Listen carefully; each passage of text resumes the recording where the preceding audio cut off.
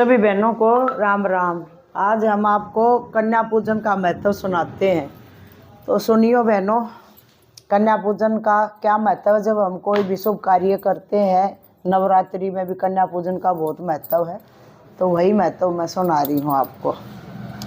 माता वैष्णो, ज्वालामुखी, ब्रजेश्वरी देवी, चिंतपूर्णी देवी और शुक्राला माता आदि सभी तीर्थों पर छोटी छोटी कन्याओं का भक्त लोगों के द्वारा पूजन किया जाता है।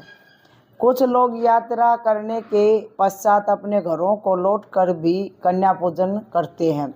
शक्ति संप्रदाय के ग्रंथों में कन्या पूजन के संदर्भ में बहुत कुछ लिखा गया है तथा तांत्रिक आदि लोग पूजा में कन्या पूजन को बहुत ही महत्व देते हैं। प्राचीन काल में शक्ति तीर्थों पर तथा नवरात्रों के दिनों में कन्या पूजन का विशेष प्रचार था। तंत्र शास्त्र के कुब्जिका तंत्र, मंत्र महोदधि, योगिनी तंत्र, काली तंत्र, रुद्रायमल तंत्र, वरहनील तंत्र आदि ग्रंथों में कन्या पूजन पर विस्तार से लिखा गया है। काली तंत्र में लिखा है, बड़े बड़े पर्वों पर पुण्य मुहूर्त में तथा महानवमी तिथि को कुमारी पूजन करना चाहिए। वस्त्र, आभूषण और भोजन आदि से प्रसन्न कुमारी 1, 2 और 3 ये कन्या पूजन करने से बीज मंत्रों की सिद्धि का फल देने वाली होती हैं। कन्याओं को फल और बाल प्रिय निवेद आदि देकर सेवा भाव से पूजन करें। कन्या पूजन सबसे बड़ी तपस्या है। कन्या पूजन से कोटि गुना फल प्राप्त होता है। संपूर्ण शुभ कर्मों का फल प्राप्त करने के लिए कुमारी पूजन करना चाहिए। कुमारी कन्या साक्षात देवी हैं। उसके चरण धोकर केसर अथवा चंदन आदि का तिलक लगाकर जो भक्ति भाव से पूजा करता है, उस पर असुर, दैत्य, दुष्ट ग्रह, भूत, गंधर्व, यक्ष, राक्षस तथा अन्य सभी देवता, भैरवगण, ब्रह्मा, विष्णु, रुद्र सभी प्रसन्न होते हैं। कुमारी पूजन से मनुष्य सम्मान, लक्ष्मी, पृथ्वी, विद्या और महान तेज प्राप्त करता है। महान भय, अकाल आदि उत्पन्न बुरे सौपन, अपमृत्यु तथा मनुष्य के लिए अन्य दुखदायी समय कुमारी पूजन से खत्म हो जाता है। विधि पूर्वक पूजित कुमारियां विघ्न, भय और शत्रु का नाश करती हैं। रोग और दुष्ट ग्रह शांत हो जाते हैं।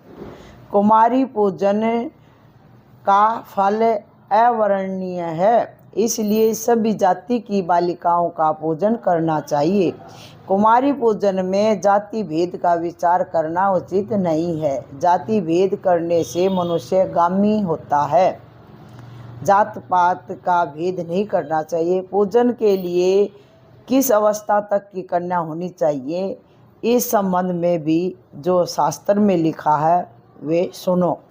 5 वर्ष से लेकर 12 वर्ष तक की अवस्था की बालिकाएं कुमारी ही मानी जाती हैं। ये कुमारी कहलाती हैं। भगत को चाहिए कि 10 कन्याओं का पूजन करे। उनमें भी 2 वर्ष से लेकर 10 वर्ष तक की कन्याओं का पूजन करना सर्वश्रेष्ठ है। 2 वर्ष की कुमारी, 3 वर्ष की त्रिमूर्ति, 4 वर्ष की कल्याणी, 5 वर्ष की रोहिणी, 6 वर्ष की बालिका, 7 वर्ष की चंडिका,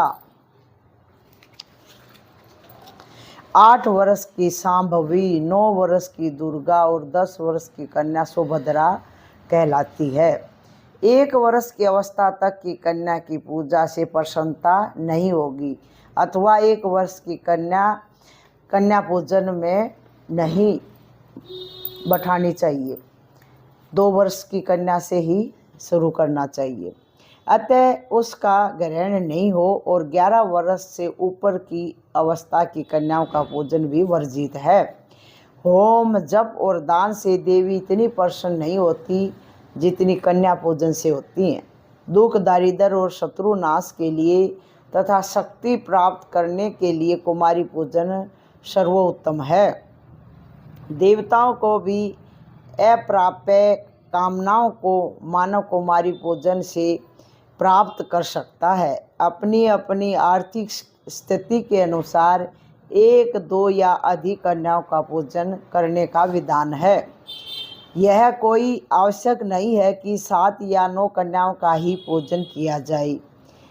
अशक्त होने पर केवल 1 कन्या का पूजन भी किया जा सकता है। 1 कन्या का पूजन भी उतना ही फलदायक है जितना कि अधिक कन्याओं का है। अगर आप अशक्त हैं या बीमार हैं या कोई भी किसी भी कारण से आप 9 या 7 कन्याओं का पूजन नहीं कर सकते तो 1 कन्या का पूजन भी आप कर सकते हो। तंत्र ग्रंथों के अनुसार भगवती कन्या पूजन में प्रसन्न होती हैं। जिस स्थान पर कुमारी पूजन होता है वहाँ भगवती का निवास होता है। कन्याओं को भोजन कराने से देवी आनंदित होती है और कुमारी कन्याओं के रूप में अवतीर्ण होती है। इसी कारण से कुमारी कन्या को देवी रूप माना जाता है। जो कन्या रूपी देवी को पूजन के उपरांत बाल प्रिय फल निवेद भोजन आदि से तृप्त करता है उसने मानो त्रिलोकी को तृप्त कर दिया है।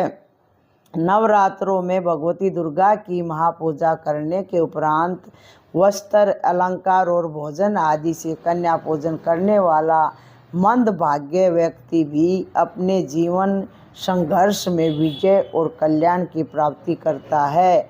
बोल भगवती दुर्गा महारानी की जय। ये था बहनों कन्याओं के पूजन का महत्व। ये मैंने आपको सुना दिया है। इसी के अनुसार अपना जब भी शुभ कर्म करो तो अपना कन्या पूजन अवश्य करें। बोल मीठी मीठी राम राम सभी बहनों को और छोटे बच्चों को मेरा ढेर सारा प्यार। जगदम्बे माँ।